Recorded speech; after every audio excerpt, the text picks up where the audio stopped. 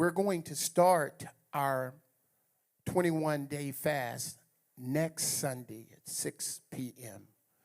Next Sunday at 6 p.m. And while we're fasting, I want you to think about what God is trying to do in your life as it relates to you spiritually, your career, your health, and your wealth. Amen? In fact, I talked with Dr. Ada, and I asked her if she would talk with us. Y'all know she and I tag team. I set it up, and she knocked the ball out the park. My setting it up is just introducing her, and then I get out the way.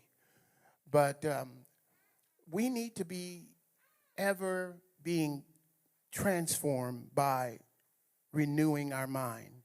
To renew our mind means to go get new information about an old thing. I said get new information about an old, to renew. You had it before. You got to renew it. And you know, as we will have a health fair, we will have a wealth fair. I'm excited about talking about the Rockefeller family, how they have built wealth. There's a difference in being rich and having wealth. Being rich means that you're making transactions to get income. Wealth means that you take your income and you keep making transactions while you chill. Your money works for you. You stop working for it. And there's some principles. If we'll apply them, we'll see God move in our lives. And even as we talk about health, I heard this morning, I sure hope I can do it. As we fast, we're not fasting for just a religious purpose. We're not fasting just so we can say, oh, I'm fasting, look at me. No, we ain't doing that. We're fasting to break the flesh stronghold, to commune with God better, to hear more clearly. I know the last time we fasted, I did 21 days, and I heard this morning that I ain't even going to say it. I don't know if I'm ready for that. 21 days, water only, but I recall around the end of that, I was standing in my kitchen at the sink, and I heard the Lord tell me something that was too incredible for me to even believe, and I screamed. I screamed like a 9-year-old boy on his, birthday. It was like, no, I can't do that, can I? And God has been faithful over what he told me. And I'm looking forward to what he will say in this season. So next Sunday, we'll give you better instructions about the fast, 21 days. You can, you own your fast. So whatever you say you're going to do, write it down. You can share it with somebody for accountability. And then do it. Go do it. Everybody say, we're going to do it. Yes, we're going to do it. We're going to do it. And so I'm excited about this new renewing our mind and allowing God to do some things. Has God moved in your life in ways that you 10 years ago could not have expected? You didn't see it coming. I heard today also Elder Hunter. I heard Elder Hunter talking about you, Corey, about what you're doing. And we're all looking at it from the outside, and you, Fallon, we're all looking at it on the outside. We see the glory, but we don't know the story. We don't know that while your business was growing, your wife had cancer. That your wife had cancer when you left your job at the hospital, and you out here flipping burgers and frying fries and making up stuff. You be making up some stuff. And it'd be so good. But you don't know. And there's 100 stories in here, 200 stories in here of people who are trusting and believing in God. And because he says faith is walking to the edge of the cliff and taking one more step. Now, don't go home and jump off a building because I just said that. You better understand what I'm talking about. It's not about what you see. It's about what you hear God say. As I prepare this morning to share this message, passing the baton. I want to look over with me at Joshua chapter 1, 1 through 3. We know that Moses was leading, the greatest leader, one of the greatest leaders to lead Israel out of bondage. Compassionate man. And Moses died because he was disobedient. But God still had favor on him. God still had favor on him. I believe when we get to heaven, Moses will be in one of those mansions up on the top of the hill. Because we won't all have the same size mansions, and we won't all have the same rewards. Too much is given, much more is required. So don't hate on me when you see like, oh, he living like that. I've been serving like that. As I look at passing the baton, looking at mentorship, wealth, health, and spiritual vitality.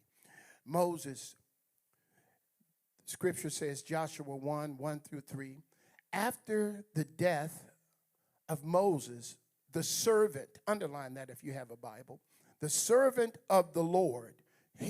Was he serving the Lord? I thought he was serving Moses. See, you can't serve the Lord sometimes without serving the woman of God. And sometimes we want to skip over the woman. Tell me, you just a woman just like me. You're a man just like me. Be careful. The servant of the Lord, it came to pass that the Lord spoke to Joshua, the son of Nun, Moses' assistant. He's an assistant. He's a servant. He's an assistant. Underline that too, because that comes into play. He says the assistant saying, Moses, who was a servant. So here's a servant serving a servant.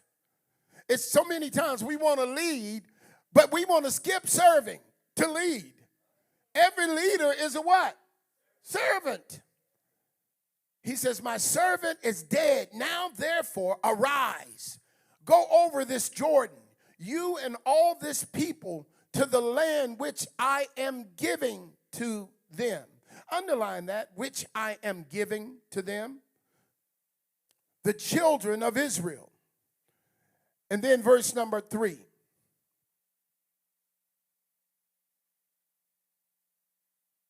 Every place that the sole of your foot will tread upon, I have given you. Underline, I have given you. Now, look up for a second.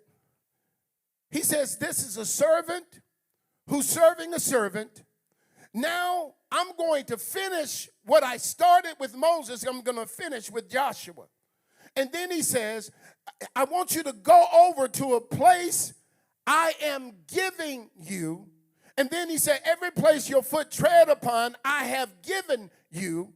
What's in between I am giving you and I have given you is treading. If you don't, it's a conditional promise. He says, I am giving it to you and I have given it to you. But the act that you must do, you must tread upon it. So you can't just name it and claim it and stand back home and hope God gives you a miracle. You're going to have to put some feet to your faith and walk this thing out. Amen? And what I want to talk about is passing the baton. Passing the baton. Because that's what we see. We see mentorship. We see spiritual growth. We recognize that there was a point Joshua was a military man. Joshua, when Moses went up to pray for the victory, Joshua couldn't go up to pray with Moses. He had to go down in the valley and fight. That's what he was best at. But God begins to use you right where you are. Sometimes you feel bad because you say, I don't speak, or I don't sing, or I don't move, or I can't usher, I don't think. Man, use what you have. Use what you got. If you'll be faithful over a little, then God will make you ruler over much. But sometimes it's a failure to dream. Over what? Sharon, you wrote a poem for me last week. Beautiful poem. What if you made a book of poems and published them? How are you using what you have so God can breathe on it and bless you? And then not just bless you, but he wants to bless you and your children and your children's children to the third, to the fourth generation. Anybody believe that he can do it? If you believe he can do it, somebody say yes. I got some of y'all still chilling. Y'all still chilling. It's so fine. It's fine. You still chilling because you don't get it yet. God can do exceedingly and abundantly above all we can ask or think. The problem isn't with God. The problem is with us. But here we find Moses leading the people, Joshua assisting him. Moses is leading, but Moses is not just leading, he's mentoring Joshua. He's not just mentoring him on Sunday morning, but he's mentoring him in all of the issues of life. Joshua is there when Moses gets it right, and he's there when Moses gets it wrong. But when you're serving God, you don't look so much at the servant, you look at the one he's serving. Oh, y'all don't hear me. Because we are all going to fail at some times. See, the reason that you got to protect your circle is everybody can't handle your failures. Everybody can't handle everybody can't handle your realness if you want. You know, girls, sometimes I cuss. Not me. I'm not talking about me. I'm talking about you, so don't be looking at me like that. But I've been known to miss it too. What we find is here is this great leader who misses the promised land because God told him to speak to the rock. And sometimes God will lift you up so much that you'll stop trying to please him and start to please the people. Oh, come on. King Saul, that was his problem. He didn't want to wait on the Lord. He wanted to do it his way. But we find that God requires every great leader to have an assistant. Now, I'm talking to you. This is not just about church, y'all with me. If you're building a business, Corey, you better be thinking about your legacy. Legacy. When I talk about legacy, let me say it another way. That sounds good. You'll have to be thinking about your death. Because legacy doesn't happen till you're dead. Legacy is not about how you lived. It's what you left when you died. Legacy is an inheritance. What are you going to bequeath to your family? What are you going to leave for your family? And God puts a demand on us. He says, a good man leaves an inheritance, a legacy to his children's children, to the third and the fourth generation. Can y'all handle this? When God is talking to you, he's really talking to the seed that's coming out of you. So when he gets you to move, he says, I got to get you, Robert Campbell, to move out of this poverty mentality. I need you to stop thinking about where you've been and see where I'm taking you. Stop rehearsing your old stuff and see where I'm taking you. So when I was standing at the kitchen and he said something to me, it was too, how am I going to do this? But what God is trying to do, he's trying to get you around people where iron sharpens iron. Joe and Tiffany, elder, y'all forget it. Joe and Tiffany, they are now leading people to restore and build their marriage. But listen, I told you that the bread could not be spread and given to others until it was broken first. You can't help me until you've been broken. Maybe it's your pride. Maybe it's your feelings. Maybe it's your intellect that you've had all this confidence in. But sometimes it's through our brokenness that God says, now I can use you.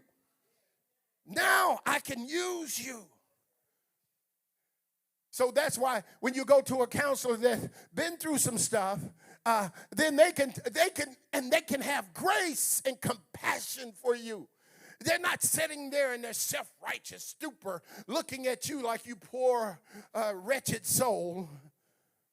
They know that if it was not for the Lord, if it wasn't for the Lord, where would I be? If he had held me responsible for every irresponsible thing I did.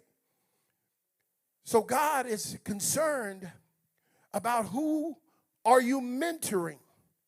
But not just there, who's mentoring you?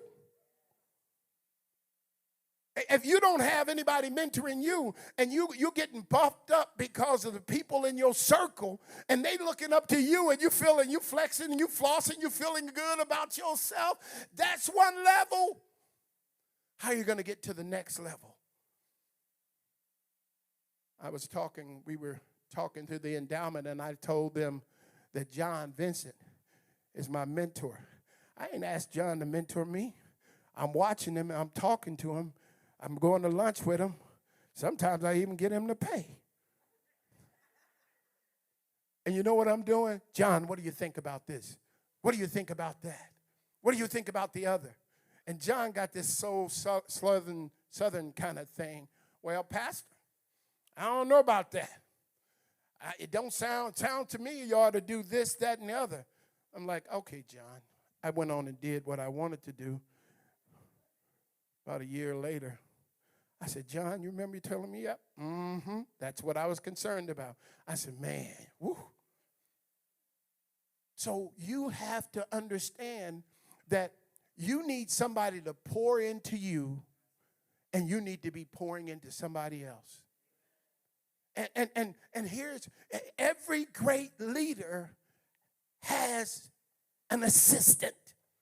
New beginning this year, I don't care what department you are over, you've got to have an assistant. You've got to have somebody to pass the baton to. To pass the baton to. So we understand that success without a successor is failure. Because you're not really judged until you leave. You're not really judged about how great a leader you are until you go on vacation. There's a lot of pastors, especially in the black church, because y'all know how y'all can do sometimes. Pastor's gone, you minister, you've been minister for 90 days. Pastor's gone, now you start prophesying in the parking lot and pulling people aside in the bathroom, and you got a word from the Lord. Well, why don't you employ some of the words you've been getting and stop trying to take the church because you see a gap that needs to be filled, but you're not filling it for you, you're filling it for the servant who's serving God. I don't have that problem. My wife and I, we be gone for weeks. Why? This ain't my church. It's his. And you know something? As much as I'd like to live, my number is 93. But look at your neighbor and say, you're going to die. I know you don't want to say that. Don't say it to them. Say it to the other neighbor. Don't say it to them. I know you don't want to do that. But no, for real, we're all,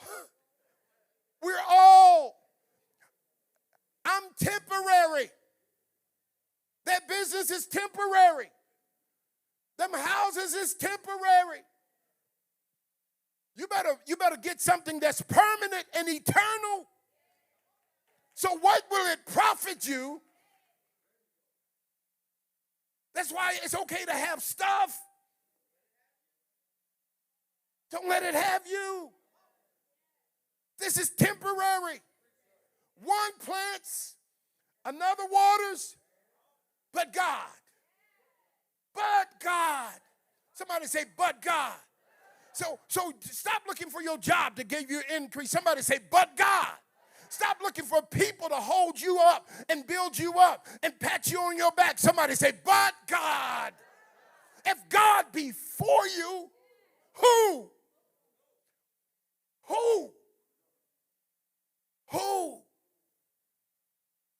And people are fickle. I watched T.D. Jakes. I sure hope that what they're talking about is not true. But you see how quickly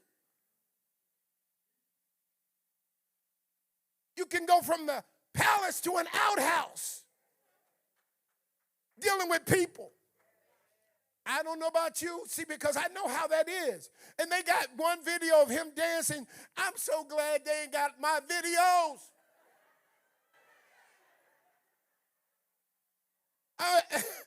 Am I the only one? I'm talking about the one where you plant that leg.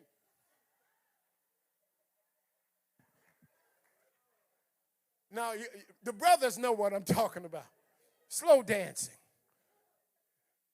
You ain't doing it right till you plant that leg. Strong.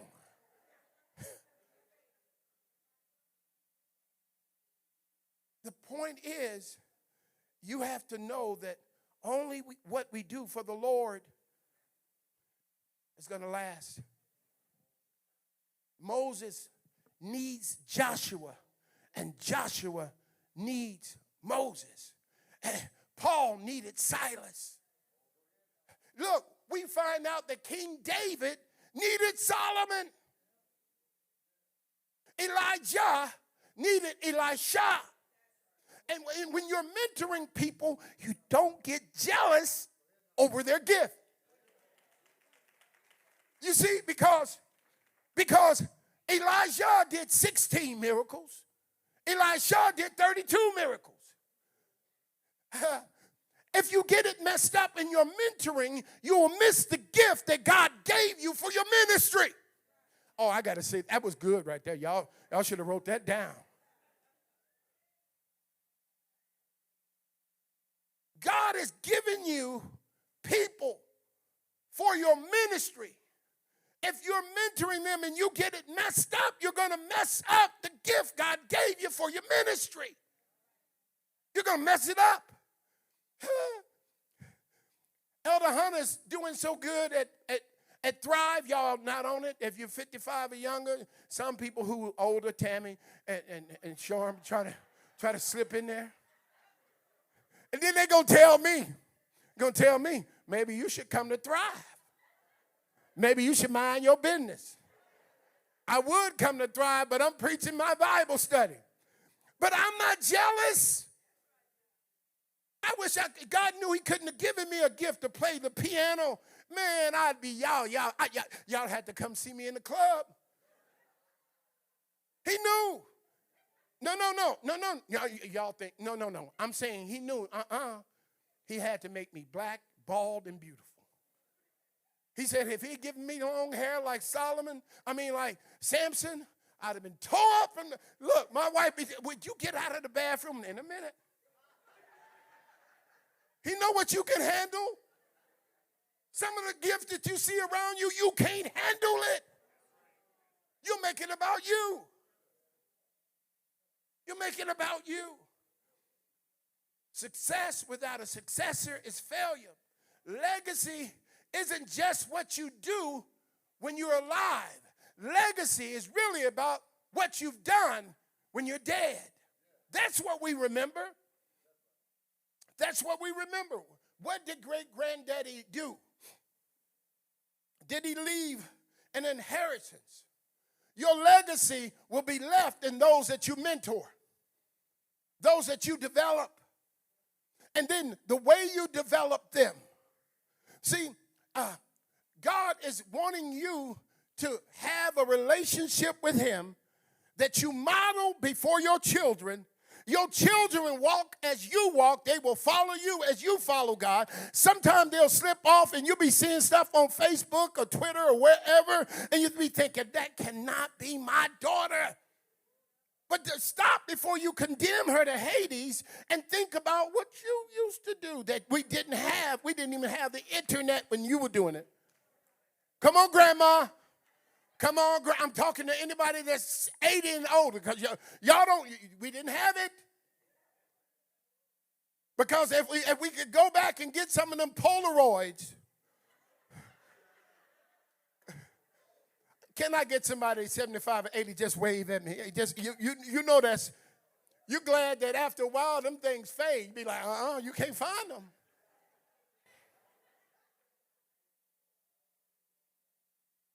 God wants us to know.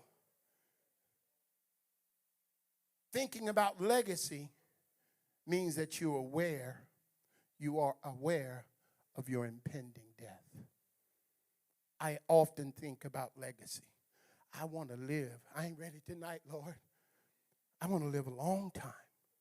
But I'm thinking about what I'm pouring into my children, what I'm pouring into the church.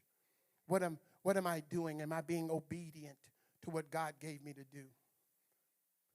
Sunday, I told you, I heard the Lord say something, and I acted on it. And I told Sherry and Jeff, I saw them married. And then they let me call one another, and they worked it out.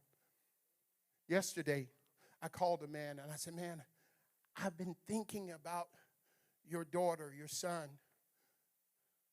And I dreamed that your son was having a problem. I said, how's your son? He said, fine. I said, how's his marriage? He said, my son got divorced.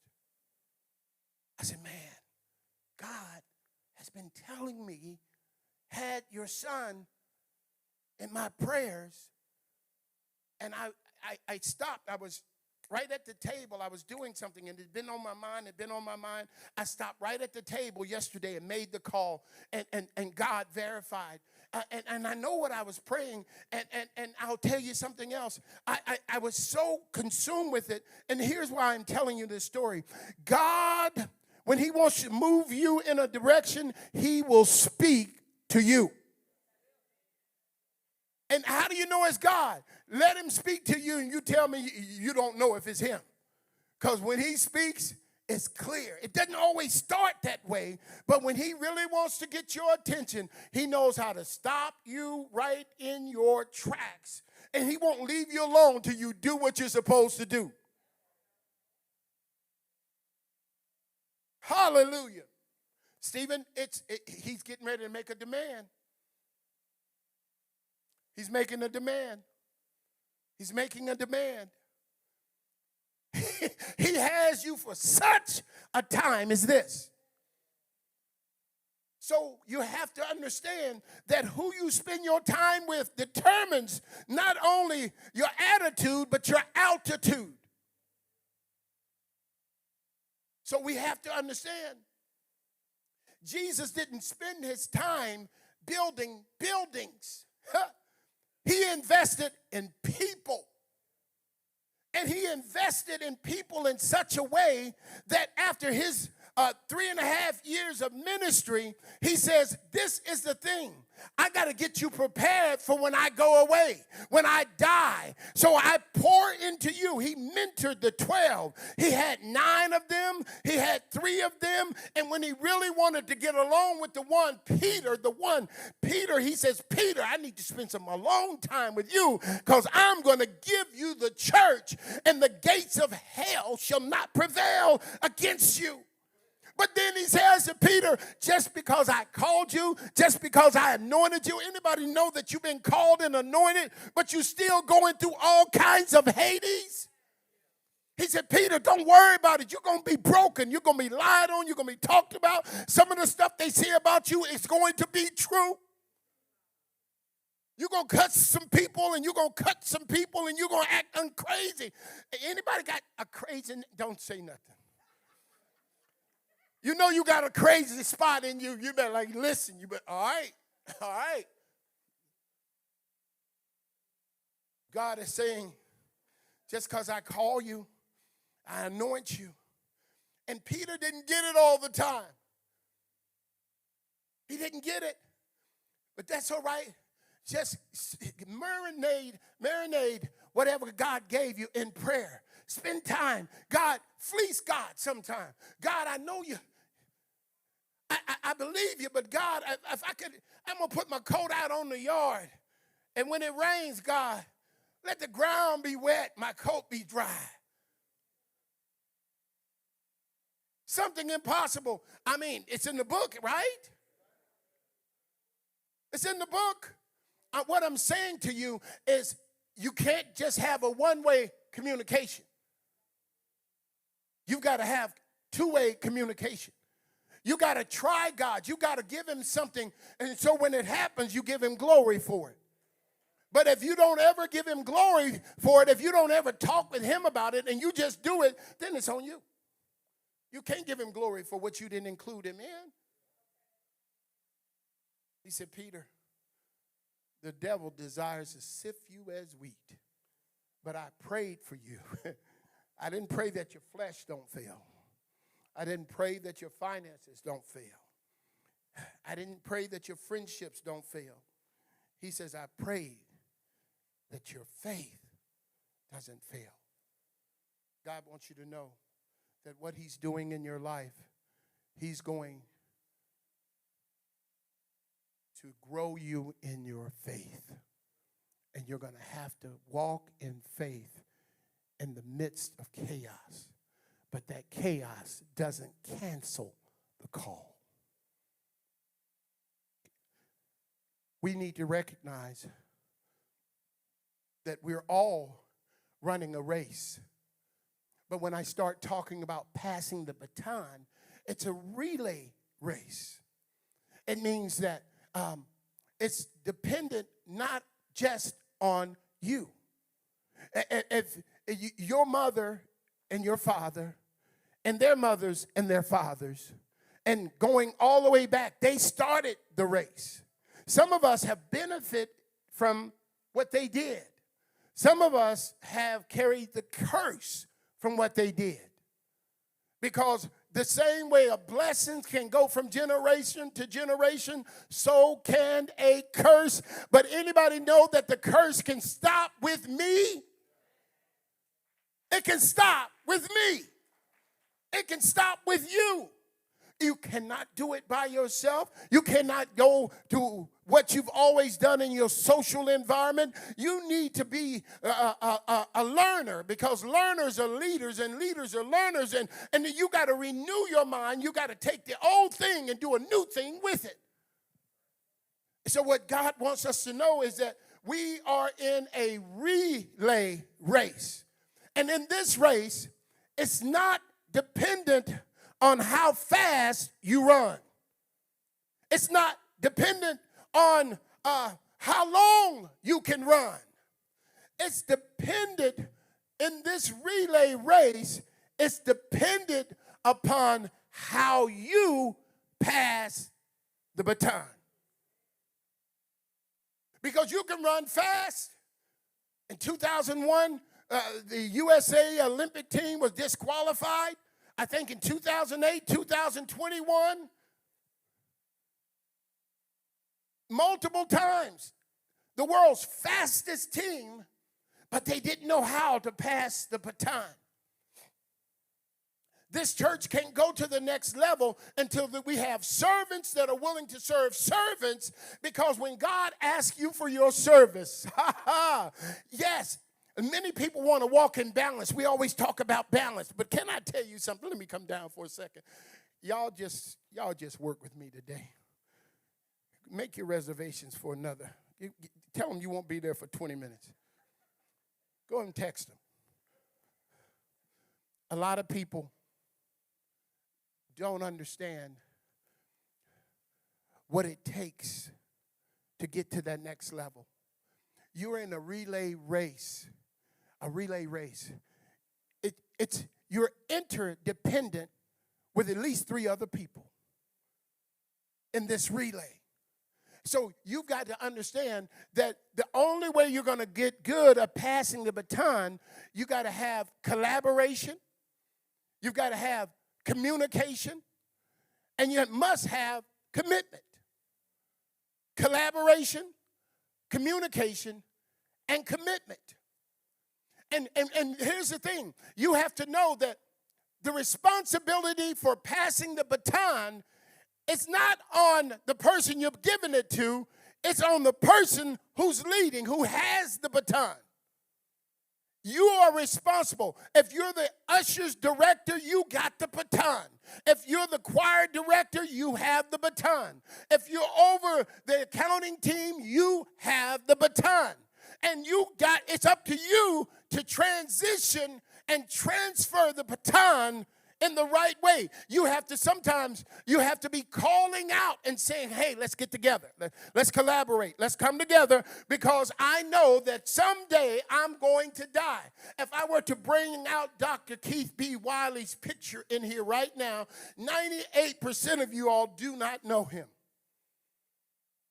But he laid the foundation.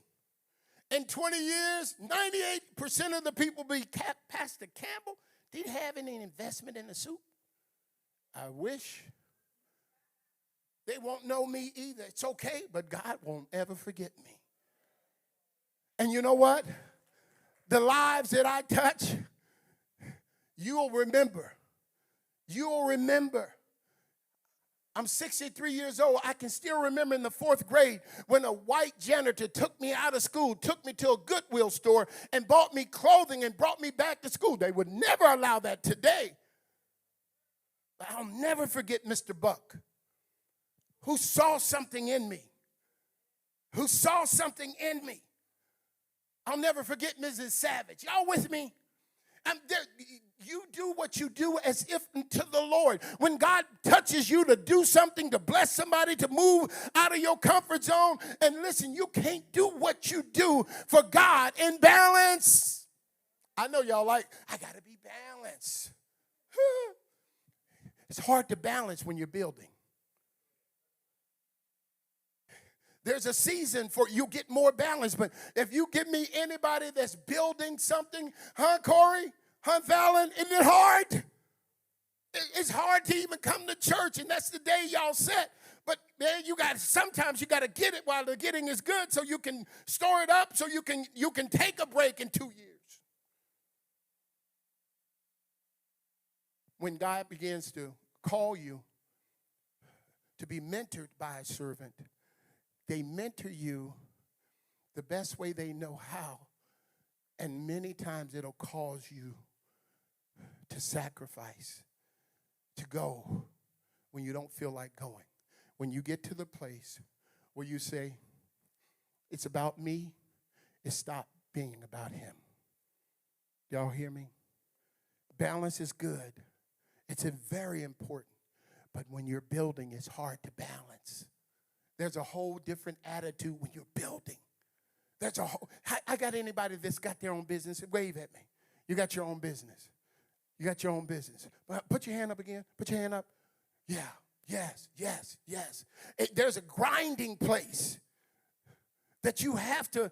It's like, hey, when I get off work at 5:30, I'll come to your house and do that thing because I got to keep this job while I'm building my business.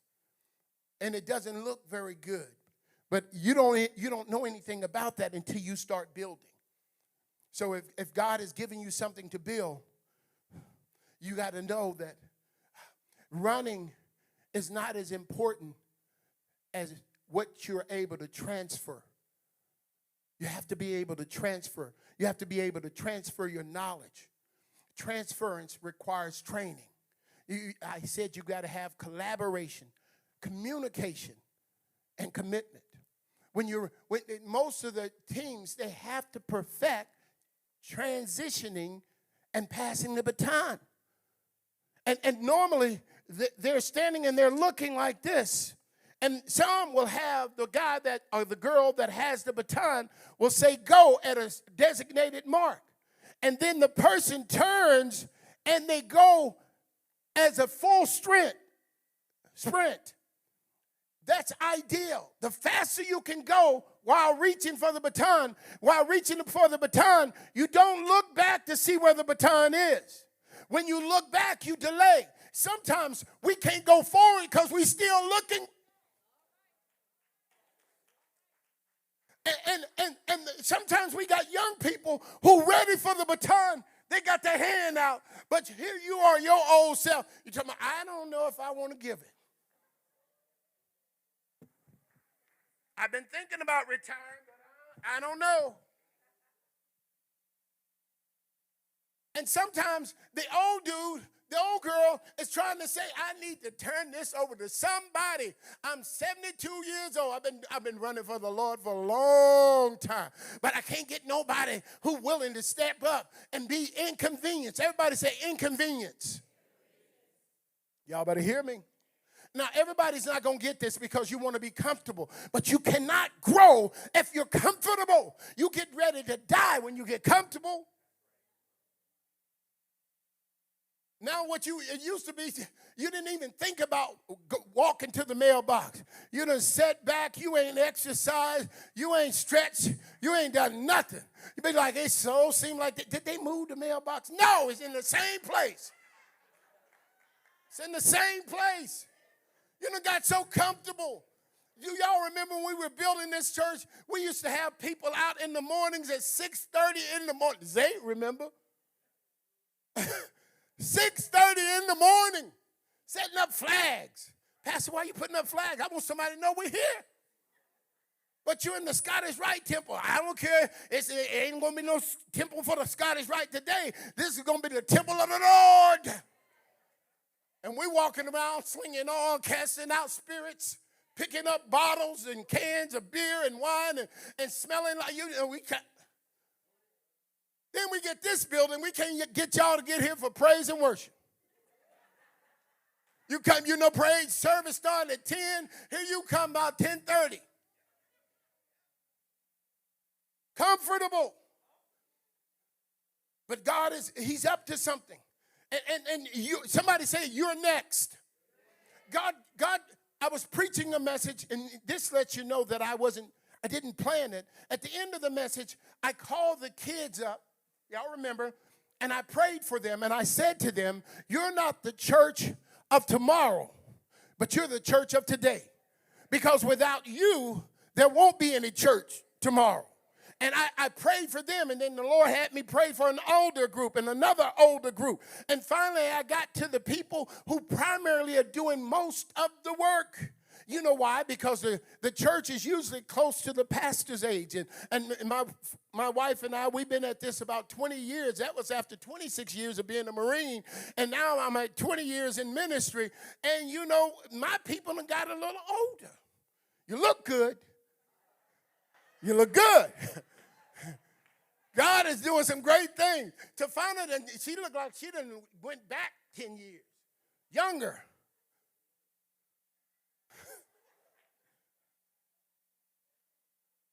No ad-libbing in the message, Stefano.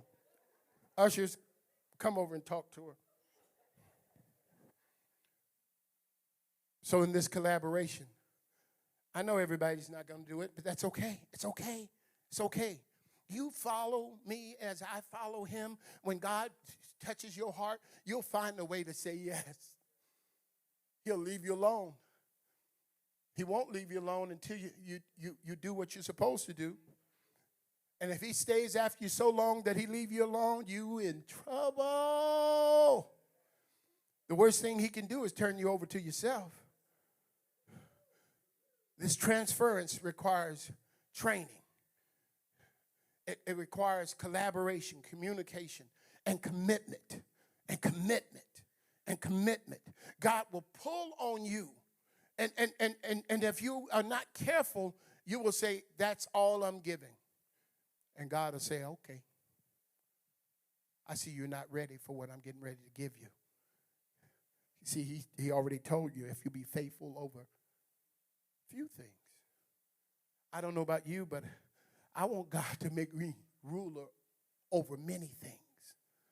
But God, look at what Jesus did. See, good leaders, they employ people. But great leaders deploy people. Y'all with me? It's one thing when I employ you, then I'm there working with you. But when I deploy you, I send you out to work alone. The church was one thing when Jesus was there, and he says, it's important that I go. And he says, when I go, greater work shall you do.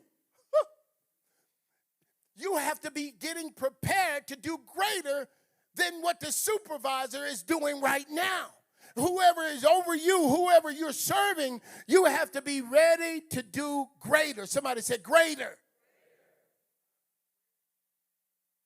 And don't, only the enemy would make you jealous over your son or your daughter doing greater.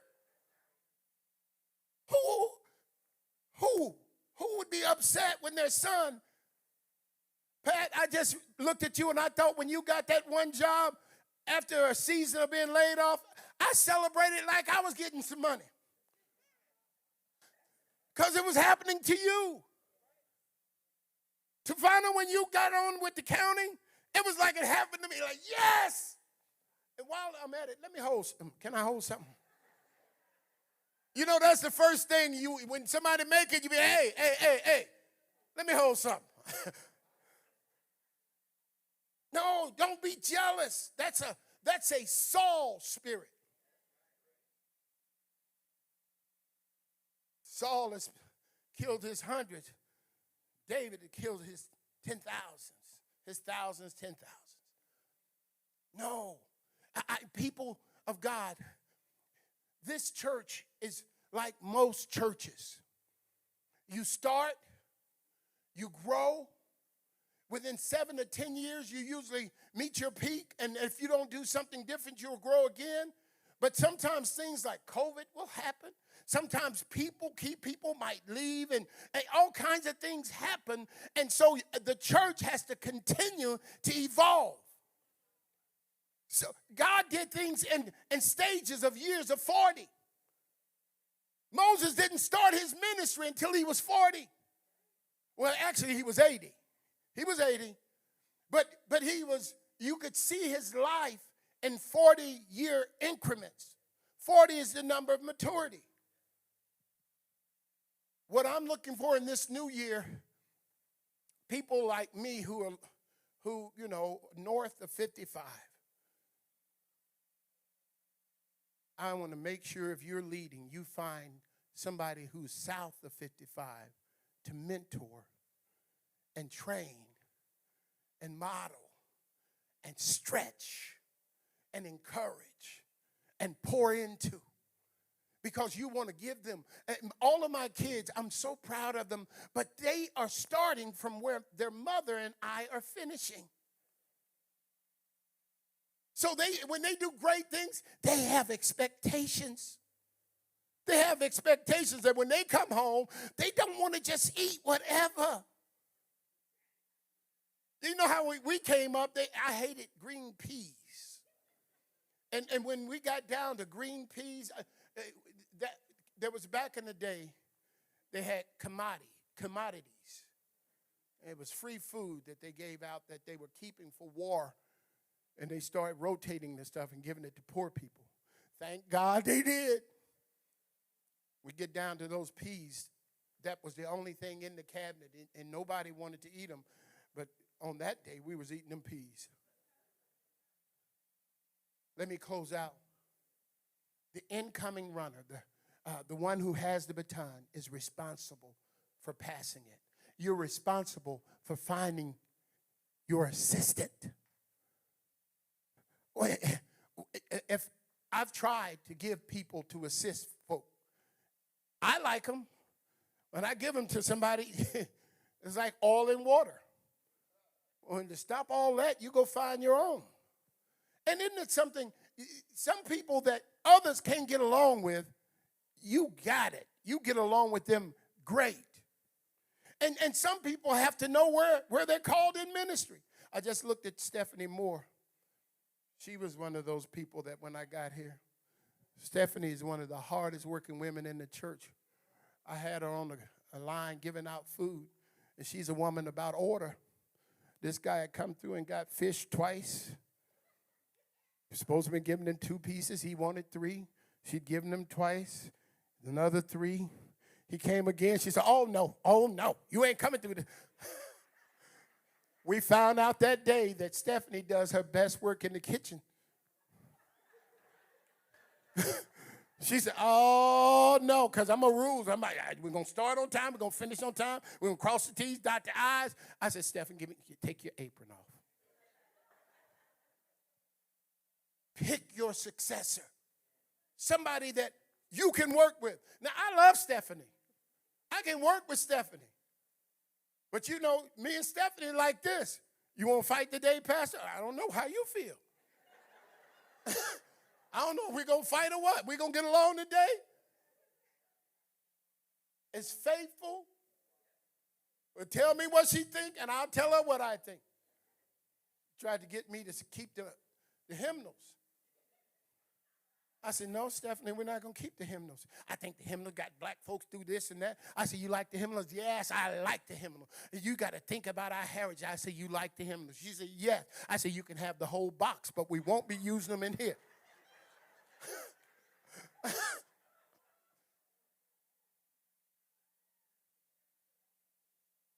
Y'all give me 5 minutes and I'll be done. I'm sorry, I'm a little long. I'm really setting it up for what we're going to talk about. You carry the baton. You are the most important person.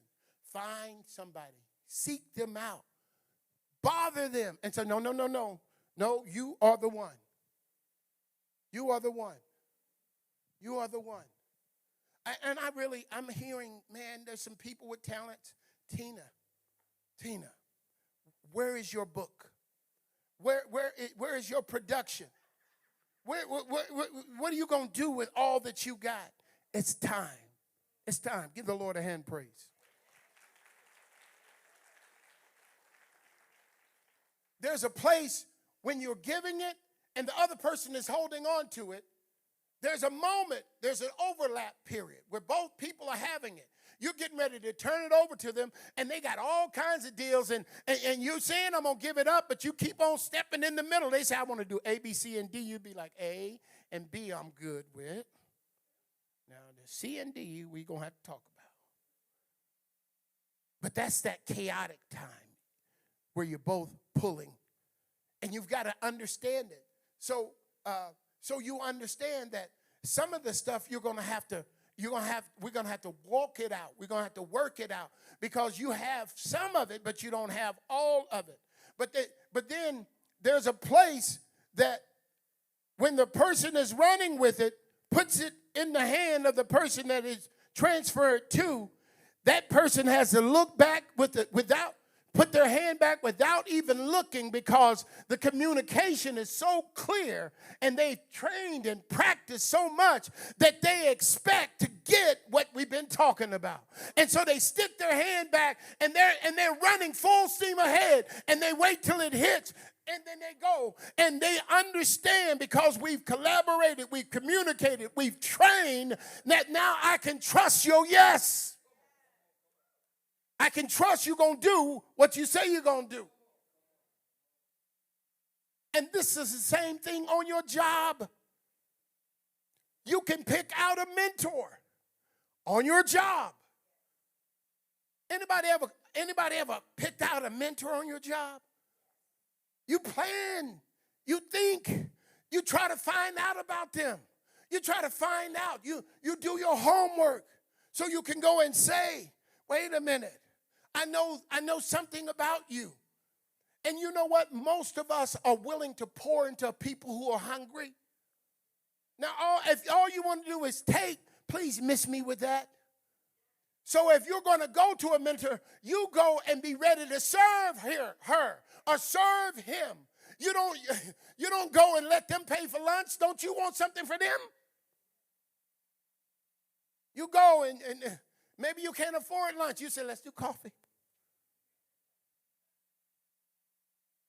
But you need to understand that God wants us to understand.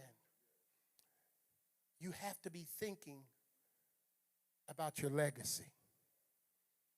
What God does to you and with you and through you is going to impact what's coming after you. And if you're not stretching yourself to exercise your faith, if you can't handle the transition times, see, once he gets the baton, there's a set time that you've got to get the baton in this 25 to 31 feet.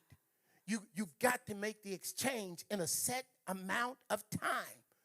And if you don't, not only are you disqualified, but everybody on the team is disqualified.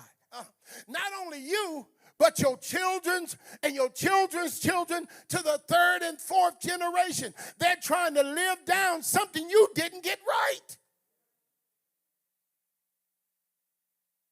Over this, y'all stand to your feet. Over this year, I'm going to be talking about passing the baton, mentorship.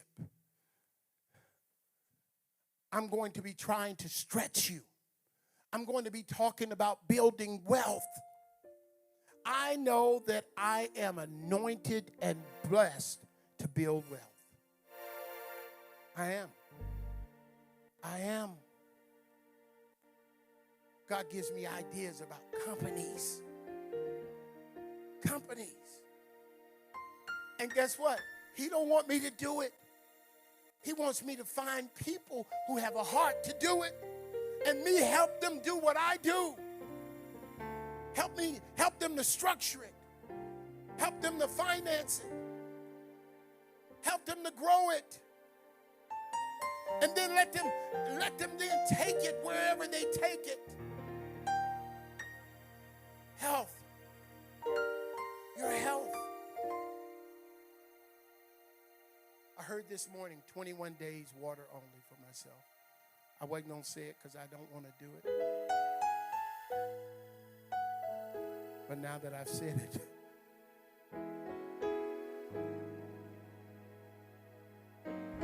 health is wealth. So when Dr. Ada comes and talks about the third form of diabetes that creates dementia and Alzheimer's, so she can help us to understand. Dr. Ada is a chiropractor. I never even knew that was a science. You know, when I came along, I thought of it.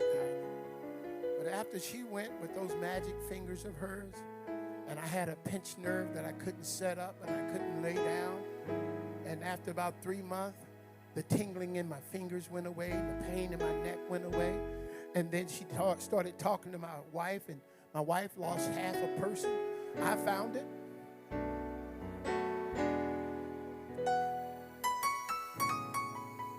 And she started teaching me about things. She said the stomach is the second brain.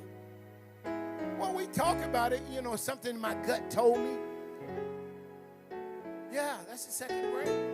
All the kind of things. So we are not being conformed, but transformed, renewing our minds about our health. So the enemy stops killing us with diabetes and sugar and high blood pressure and cutting off limbs and losing eyesight and all of that stuff. And most importantly, so health, wealth, and your spiritual development.